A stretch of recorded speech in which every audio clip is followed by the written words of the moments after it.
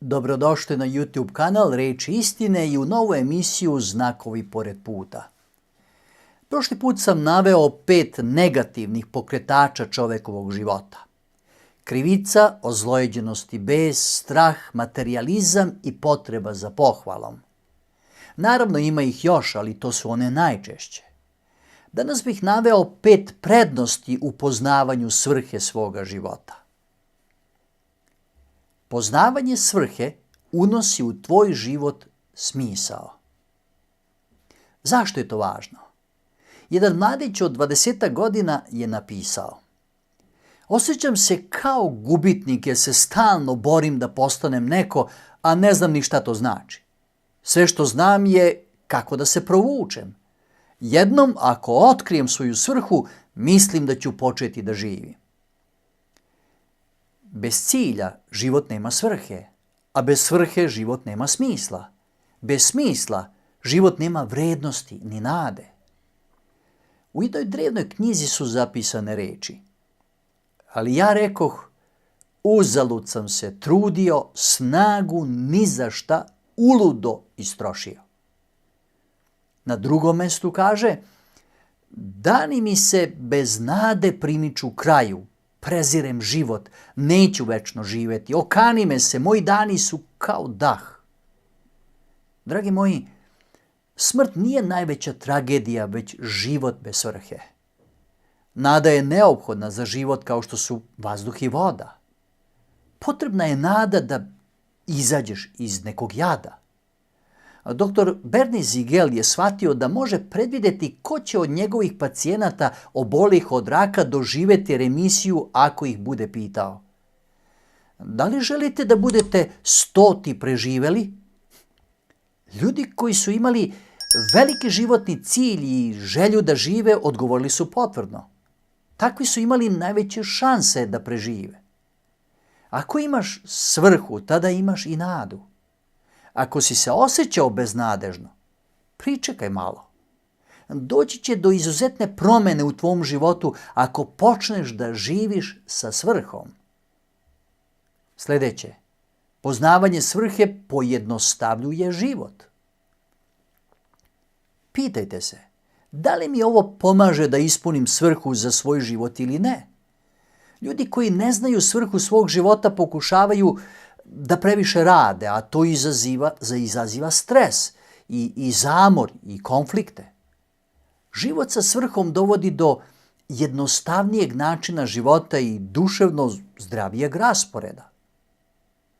Naredno, poznavanje svrhe života usmerava tvoj život na ono što je bitno. Koncentrišeš trud i energiju na ono što je važno.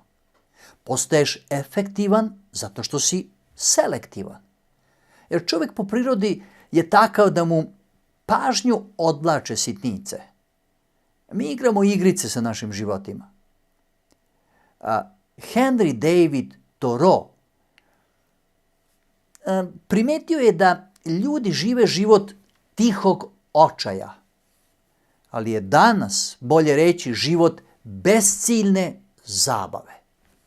Mnogi se nadaju da će svaka promjena umiriti nemir ili ispuniti prazninu u srcu. I uvijek misle, možda će ovog puta biti drugačije. Ali to neće rešiti stvarni problem, da nema cilja ni svrhe. Difuzno svetlo ima malo snage, ali fokusiranjem možeš pojačati njegovu energiju. Pomoću uveličavajućeg stakla zraci sunca mogu da se usmere tako da zapale travu ili papir. A laserski zrak može preseći čelik. Dakle, nema ničeg jačeg od života koji je usmeren u jednom pravcu, od života sa svrhom. Još nešto. Nemoj biti površan. Prestani da budeš svaštar. Naravno da ne treba izostaviti neke dobre aktivnosti kao što su čitanje neke knjige, izlazak u šetnju ili otići na odmor, ali fokus je uvek radi samo ono što je najvažnije. Sljedeće, Poznavanje svrhe stvara u tvom životu motivaciju. Svrha uvek proizvodi strast. Ništa nas ne pokreće kao jasan cilj. George Bernard Shaw je napisao: ovo je istinska životna radost, biti biće kojim rukovodi svrha za koju znaš da je najbolja. I posljednje, poznavanje svrhe priprema te za večnost. Mnogi ljudi žele da stvore trajnu ostavštinu iza sebe. Žele da budu zapamćeni kada odu. Ono što ljudi zaboravljaju je da sva dostignuća jednom budu prevaziđena. Rekordi premašeni, ugled izbledi, čast se zaboravi. Živeti da bi se stvorilo zemaljsko nasljedstvo je kratkovidi cilj.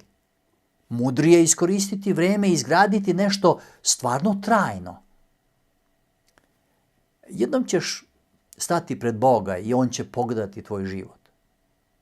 A On želi da prođemo na tom ispitu i zato nam ispitna pitanja daje unapred.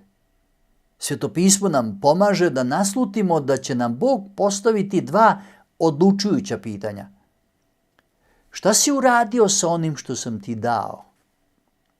Šta si uradio sa svojim životom, s darovima, talentima, mogućnostima, energijom, prijateljstvima, poznanstvima, svim onim što ti je Bog dao? Da li si ih potrošio na sebe ili si ih iskoristio za svrhu zbog koje te je Bog stvorio?